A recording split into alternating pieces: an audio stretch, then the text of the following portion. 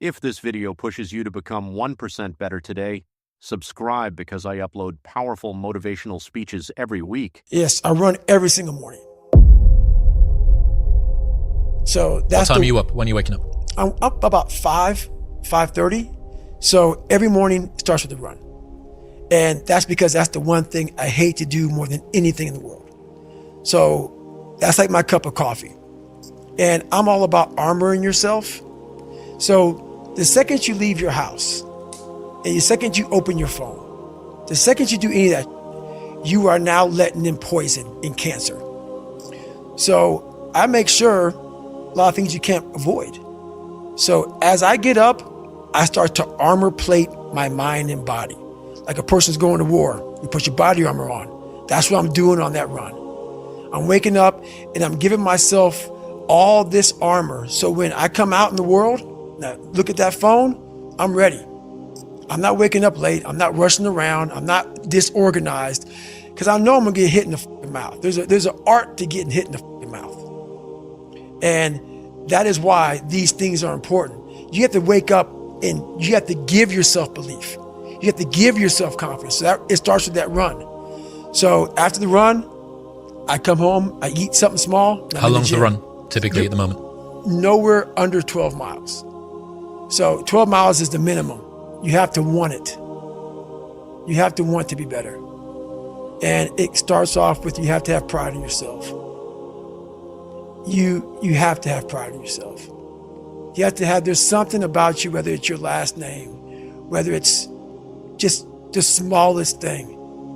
You have to be proud of yourself. And if you have no pride in yourself, I can't give it to you. Because you're always going to compromise. You're always going to fold. Always. I'm very proud of myself. That's why when people said, you know way you can do better than Can't Hurt Me.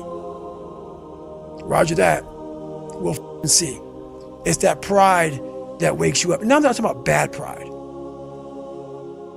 I'm the attention to detail for the human being I want to do. I call this thing, like, I want to be the standard. I want to be that guy. Like, every place I went in the military, there was this ethos about how this place is, how we're going to live, how we're going to represent ourselves. And I walked around and I saw that most people didn't live up to that ethos. The human mind is the most amazing thing ever. That's insane. Because when I grew up, my mom worked 3 jobs, and all I wanted to do is she got her damn near murdered. And it took her down a dark hole. And I saw this. That helped me grow up to say, all I want to do is retire my mother when I get older. That's all I want to do. And thank God I did that. But the thing about it, with a lot of people, they don't have that in them. The parents raise the kids very differently now, so the kids don't have that sense of self. And I believe in self-discipline, self-pride, self-motivation. No one has that self anymore. That self is gone. So that driving force that tells you, I have to do this. Like, people think that the races I did in the military broke me. I was broken way before then. Numerous health problems before I even got in the military. Really? Numerous. I'm talking about, like, you're talking about like sickle cell. Yeah, I remember that. Twisted body from all the stress I was under as a kid. Yeah. There's a lot of different problems. Thyroid issue, adrenal issues, all kind of shit. That you had when you were young? Yes. Okay. And so then they got magnified as I got older. So I would go to the start line of a race, like Badwater, the 135-mile race to Death Valley. No one knows this, but if you go back, and there's videos of me out there, Google David Goggins' first video, or first Badwater race, you will see black compression tape on my ankles. I had broken feet at the start line of a 135-mile race. Your feet were broken? Broken. And if you go back, you will see as I'm finishing the race, you will see this black compression tape floating behind me. I went to the start line of that race. I trained for that race. with broken feet. And I don't talk about a lot because what happens is normal people with normal minds can't understand that. So then you become a liar or this and that. But now I got to the point in my life where I'm like, you can go yourself, dude. If you don't believe it, go ahead. But I don't talk about a lot because I know what I've done, and I know what the mind can do and where it can take you. I've experienced it over and over, and my mom has seen it over and over and over again, to the point where it's almost like I can't even believe sometimes, but I'm willing to go there. I'm willing to push myself to that limit and see what happens. They have already put their cap on their success in life. And that's why most people aren't sitting where you're sitting or sitting where I'm sitting. You never capped yourself. You might have, and if you did, you took it off. 100%. People cap themselves. They look at somebody, and because their mind can't imagine it, they then start talking shit. He has to be doing this, or he has to be doing that. There has to be some trick. There has to be some potion. This is bull. No, it's because you cannot allow your mind to open up for the possibility of it can be done, which is why you being people are where they are today. Because you've shackled your mind to have limits. Wake up on a morning, it's cold, it's wet, it's dark, you've got no cartilage in your knee, you've got shitty shorts, whatever it is that's the issue today. Keep talking. You've got these problems, right? I need you to keep talking about what you were just saying. It's warm on the couch. That's Your it. missus says stay in bed. That's it. It's comfy. That's it's it. cozy. That's You've got it. work later on. You had an argument last night. You're slightly it. hungover. I know everybody ain't gonna do what I'm gonna do. So this is how you level up. That's how you level up. I know there's a whole bunch of people with that right there. That fires me up. That makes me happy what you just said. That brings joy to my life right there. Why? Because I know there's so many people that have the ability and just refuse to get off that couch. Refuse to study a few more hours. Refuse to go deeper, to go further. And that's where I gain the advantage. It's so easy to be great nowadays, my friend, because most people are weak. Most people don't want to go to that extra mile. Most people don't want to find that extra because it sucks. It's miserable. It's lonely.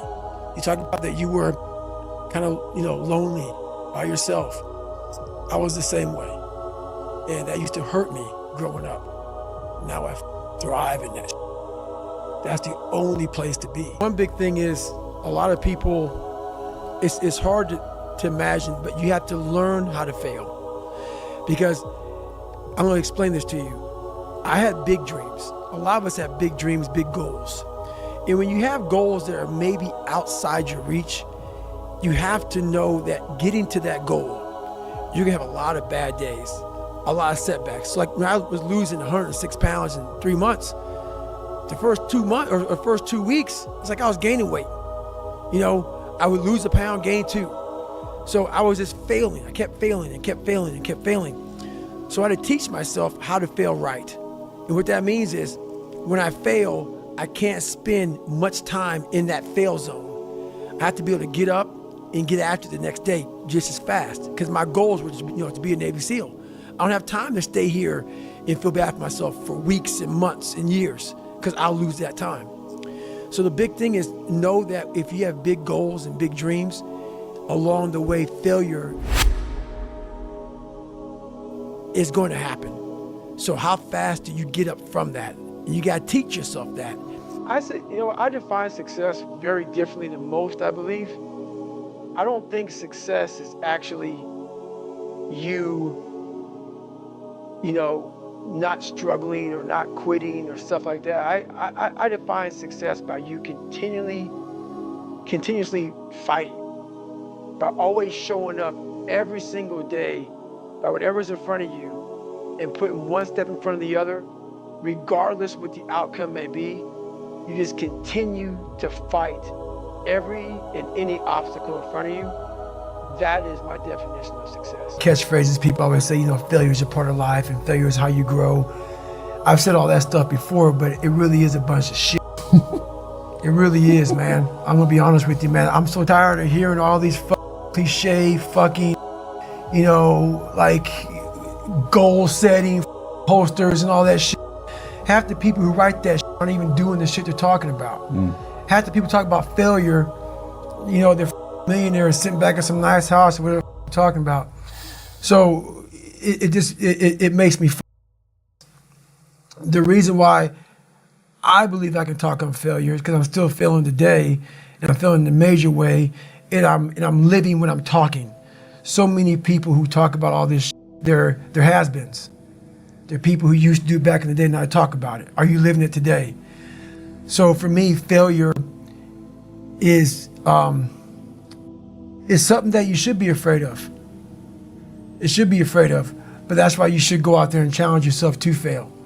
Because if you're not failing at something, that means you've set your goals to pass, to succeed at everything you do, which means you're not setting your goals high enough. So for me, okay, I'm gonna go out and break the Guinness Book of World Record for pull-ups. Lofty goal, which is why I failed it twice before I finally got it. I knew going into everything I've ever done in my life, Navy SEAL training 3 times before I got it. Everything I've ever done in my life took me 3 times before I got it. I knew that there was a huge possibility of failure. But what I gained from failure is this. When you see a movie and you watch a movie about a person who keeps failing, and at the end, they succeed, how do you feel after you watch that movie? Elated. Amazing, right? Yeah. I become the movie. I want to feel how I feel watching someone else in the movie. When I watched Rocky get his ass kicked, and I watched all these different things of failure, I was able to put myself there and say, God, man, how much do you feel now that you finally got there? That's what failure has done to me. I've watched so many things and watched someone succeed at the end of it. It's like, God, I want to feel like that. But failure causes that one feeling. Without that failure involved, you don't have that feeling. If you just pass and you succeed and you're great, that feeling, yeah, okay, I'm good. What takes you years, months, years to accomplish because you just can't get over the hump, but you continue going back to the drawing board. You're looking for those few seconds after you finally figure out the equation, whatever the equation may be, to get you to finally pass, to succeed. I live for that feeling, but I can't get that feeling without going through, I failed this equation, I failed this one, I failed this one, I failed this one. Oh, I'm figuring it out. So you start to feel it before you even pass, before you even get to the success part. And then once you succeed, the feeling is unbelievable. And you take that feeling of success through failure and you put it in your cookie jar. And you say, I'll come back and get you again. I'm gonna need you again down the road in my life. Just shut up and let me enjoy this pain. I don't want anything to numb it. I don't want anything right now. Because what I had done was I just, in my mind, and people will take this wrong and take it as wrong as you want to, I don't really care. I had just climbed a mental wall that was amazing. And I didn't want anybody to take that pain away from me. I never want to feel it again. But what it did was it showed me what is possible. And that's what set the new stage for me. That's when I realized, oh man, I've really been underachieving my entire life. Because a lot of people will, and some of these motivational people out here, it's the funniest thing in the world to me. They'll go and say, when you wake up in the morning, pound your chest, look at yourself in the mirror and do all this. I hope it works. What works for me is that everyday resume, the things I know I've accomplished, the things I know I've done, real hard work, the real calluses on my mind, the real calluses on my hands. That's it. You don't need to pound your chest in the mirror anymore if you have that. But the biggest key to success in anything you do is you got to have an unlimited supply of you. This drive and passion, and it may come from nothing. Like for me, there was no passion, no drive, no nothing. but I had this fire that I'm going to be somebody. And it has to be there, because on all those bad days and all those days you don't want to do shit, you have to be your own motivator, your own coach, your own trainer, your own everything. So to do that, you have to come into work, and work is whatever your work may be, ready to go. And what that means is you may have failed miserably yesterday, but you come to work like, people like, man, you just lost everything. How the hell are you just damn motivated? Because this is what it takes. This is what it takes. And you got to get it from wherever you can. Whether you make up this illusion of your life or this false reality that gets you motivated, whatever gets you motivated, it's got to be here at the tip of your brain at all times. Because in those dark moments, you got to pull it out. So that's the big thing for me, man. I was always fired up at all times. If you want to achieve a goal, you're either going to have to accept boredom or pain. And the bigger the goal, the more of both you'll get. When I started my gym, I actually lived with 6 other people in one house. The thing is like, I was doing that when I was making like 20 grand a month take home. There's always trade-offs. And the trade-off for me of living in that condition was that I could invest in the dream and build the business that I had at the time. Now I could look back, because I ended up losing everything, a few years later. You get this negative cycle of like, all of that suffering was for nothing. But it wasn't for nothing, because I learned all these skills along the way. You also can't operate from the perspective of like, I might lose it all in the future, which means everything that I do today is not worth anything. Because like, you're gonna lose 100% of everything the moment you die. So trying to say that you might lose something in the future is a reason not to do something is ridiculous. You're gonna lose everything at some point. You cannot wish for both strong character and an easy life, because the price of one is the other. When I think about pain, I think about what thing am I paying for right now? And is that thing something that I want? And if so, it reframes the pain as the price of the thing that I want. One of the things for people who are not where they want to be is that they have pain, like oodles of pain. And I remember when I was starting out, I was looking for passion. I was looking for purpose. I was like, I just want to find something that I'm motivated by.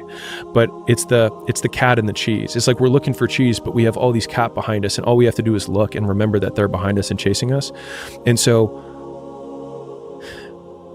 if you have the cat and you're staying in your current situation, you're being used by the cat, right? You're being used by the business owner who, it doesn't treat you well and is, and you're in this job that you don't really want to be in, right? Or you're being used by the situation or the context of the relationship that you're in with the girl that you're like not that into, right? Versus saying like, this is terrible.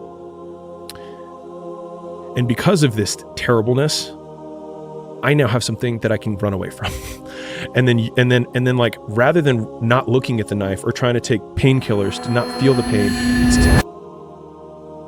like completely sobering up, taking the knife and twisting it in your own heart and being like, I'm going to fucking do something about this.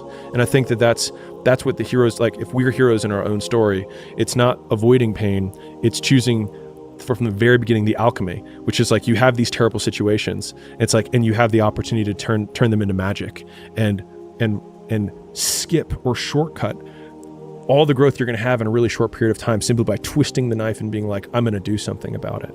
That there's always an advantage and a disadvantage from every position, right? So like I remember Gym Launch is still a big company and still continues to grow, but in the gym licensing space, there's not many people who can compete with us there, right? And I would talk to guys who are in the space, I would talk, talking at a conference, whatever. And, younger guys would be like, well, I want to be in this space too. And it's not fair because, you have this big advantage.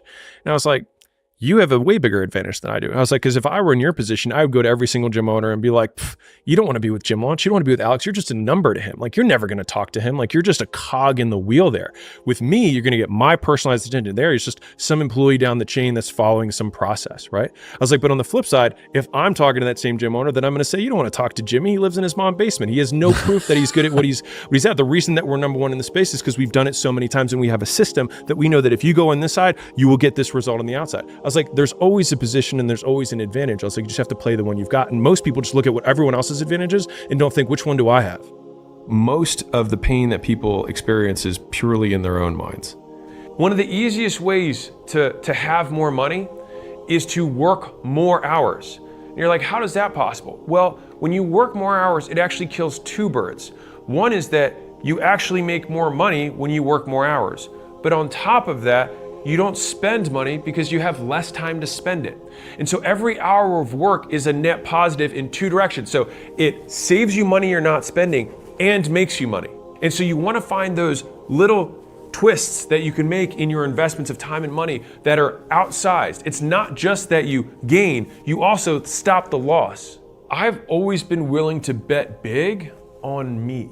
And so a lot of you guys are trying to like bet big on Dogecoin or some meme thing or like some get rich quick. And I promise you, the guys who have all the money know how to do it better than you. And if you have your last $1,000 or $5,000 or $10,000 that you're like, what do I do with it?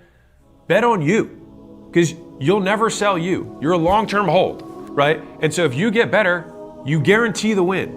And every investment you make compounds. You guarantee compounding because every skill stacks on top of other skills. There's this line that I heard David Goggins say, I'm David Goggins, bitch. I remember him saying it, and I thought to myself, like, you want to be able to say that in the mirror to yourself and not laugh at yourself. Mm-hmm. And the only way that I can do that is know that when no one's watching, I work harder than when they're watching. And thinking about it like that has given me this persistent and ever-present scorecard or third party that's like, no one's watching, which means now you have to work because otherwise you're full of shit. You can define commitment by eliminating alternatives. So if you're committed, you've eliminated alternative actions. Right? Like you can say I'm committed, but until you eliminate other options, you're not committed. There's always a get out of jail free card. Right. And so a lot of people make decisions to end relationships, to quit their job, to start the new thing, but they don't become committed to the decision until they remove the other options. And then you're forced to take action on it. And so I think actually defining those two different things. Now you could define, decision as to kill off, like decidere from Latin, but from a colloquial thing, I think there are two different instances. It's like I need to change this, and then I do change it. And the making the decision is when it becomes a commitment. If you suffered from racial inequality, if you suffered from gender inequality, if you suffered from being born in Bangladesh, if you were abused your entire life, you would be completely justified in the fact that you are not achieving the things that other people who didn't have those disadvantages have achieved. And I say this as a white guy who was born in America to a doctor father. I understand that. But to the same degree, you have the opportunity that Chris nor I have, which is that you can be an inspiration to people who went through the same thing and succeeded, despite those circumstances. Because I can promise that there is somebody who has had it worse and has done it better. And I think that one single point of proof, and like there's a global point of proof that you can look for sure, but like you can be that very local point of proof in your community or sub-community. And I think as soon as we shed that, that's like, I'm a big fan of power follows the blame finger. So like wherever you point the blame finger is where the power follows. And so it's like if you point it at the government has the power. If you point it at your spouse and say like it's their fault that I'm not in shape, it's their fault, they never let me do anything, it's like, well, you're giving them all the power. And so it's like until you're like it's my fault, it also becomes my responsibility. What is? What if it's not your fault? It doesn't matter. And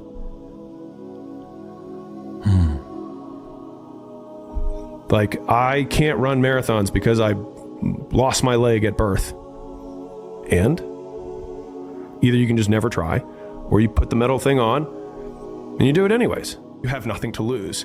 And that means that you can take lots of risks very quickly and end up in the exact same position you are, which is nothing. And so if you eliminate downside, it should decrease your action threshold. Meaning you should be able to do more things faster rather than do fewer things because you don't have a great life or things going for you. And so I think if people flip that, a lot more people would take action because they actually realize the advantage of their position. You have to learn the skills to become successful. And oftentimes learning those skills is painful because you don't know the skills when you're trying to learn them, and mistakes hurt. And so I think there's just a huge amount of skills that you have to learn in order to be successful. And if we define success as material success for business at least, then it's just there's so many things you have to learn. It's very hard to learn them scar-free. Nothing great was ever achieved by people who tried to be great at all things. And so I was like, okay, I'm I might not have a great relationship for a long period of time. I mean, there was like, a lot of people don't know this, but in the early days of our relationship, even when we were married, I told Layla, so the first 3 years, I said the business comes before our marriage. So a lot of people don't know that. And I was like, well, to me, it made sense. It was like, most people break up over money. The business makes money, so the business feeds us, and then we will be okay. That was kind of my thinking around it. And we eventually flipped that and said, like, if we're good, the business will be fine. But it took 3 years to get there. But all that to say, like, I think having periods of imbalance, and maybe, to be fair, if I hadn't had that priority at that time, maybe Gym Launch wouldn't have been what it became. And so I can't look back and say, like, I should have done it different, because it's really easy to say that now. But like, I might not be here to say that if I had been that way. If you've ever been so drunk that you're throwing up and you think to yourself, man, I'm probably not going to remember this. The good news is that once you do succeed, that terrible period of vomiting or whatever the difficulty is that you're going through, it'll actually compress in your mind. And so as difficult as it may seem in the moment, it actually doesn't stay with you. All you'll have left is the thing you accomplished. You won't remember the work that it took to get there. There'll be a significant discount on the punishment you endured. I tend to have a bad habit of really not looking back very much. And so I occasionally will go through my photos and I am reminded about all of the mistakes and the detours that I took along the way to where I wanted to go. Your life every day exists as evidence that you can handle everything that has come your way. And I think that if you've ever had any need for evidence, let that be the greatest evidence of all. The bigger your goals, the more pain you're going to endure, whether you want to or not. It's the price. And if you can endure 4 times more pain than someone else, I don't actually think that it feels 4 times more painful. I think it feels the same level of pain, but you have this padding that makes it feel worth it. Give a man a purpose and the ability to achieve it, and he will crawl over broken glass with a smile. That broken glass, like, how can you have a smile during the pain? It's because of what the pain itself represents. Champions are broken. We're like, huh. It's like people look at champions and try and find something that champion has that they don't have. And he's like, but it's not that at all. He's like, they lack something everyone else has, which is an off button. They just don't stop. And at the end of the day, like, if we're optimizing for outcomes, then the most broken person will win. The person who has the absolute biggest, desire for achievement, the absolute biggest fear or pain that they're running away from, and the hardest impulse control. Now, impulse control, most people would agree, is a good thing. The other two, not as much. And so, what are we optimizing for? What problem are we solving? It's my favorite. It's probably the number one most frequently asked question that I ask to our portfolio companies whenever we're about to do anything, which is, what problem are we solving? If the problem that we're solving is that I want to be content, well, there's a lot of ways to do that. You don't need to do all these other things. If the problem you're solving is that you want to be the richest man in the world, well, you're going to have a lot of superiority complex. You're going to have a lot of crippling insecurity, and you're going to have a lot of impulse control, and you're going to have to wait a long time.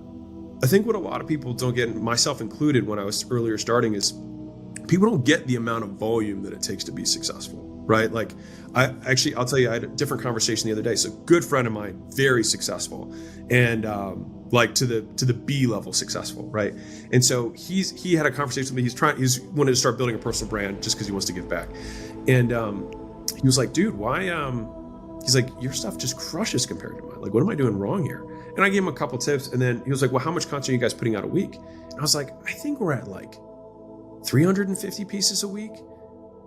And he just like, he looked at me and he was like, thank you for resetting my minimum standard. And because he's an experienced entrepreneur. And so he could immediately translate that into what he needed to hear, because he was like, me with my one a day. He's like, I think it's significantly less reasonable that I expect to have your outcome with 1/30th of the level of volume that you're putting out. Either the people that you're worried about judgment are going to die, or that you're going to die, or that even if you do achieve the thing, they won't care anyways. Or if you don't do anything, they won't think about you to begin with. And don't you want to be thought about to begin with? Like, don't you want some level of significance? You're going to die. Girlfriend breaks up with you. okay, then you go into work and you sulk because you're distracted, and then you don't do the same level of effort and you're not enthusiastic. And then all of a sudden your work suffers and you get put on a PIP or you get fired. And then now you're fired and you don't have a girlfriend, and then you start gaining weight and you stop going to the gym. And all of a sudden you're like, man, bad things happen in threes. It's like, no, bad things happen all the time, and they only become interrelated if you let it affect your behavior. And so I think the equal opposite of that is thinking, okay, this bad thing occurred. What can I do to decrease the likelihood something else bad occurs in the meantime? And then boiling everything down to activities or the actions that I have to take. And I think about that actually a lot, which is how, like, if you think about from the power perspective of, okay, something bad happens, how much will it affect my behavior? Well, the person who's indestructible would have something terrible happen and then nothing would change. And I love that. Or they'd get better. Exactly, yeah.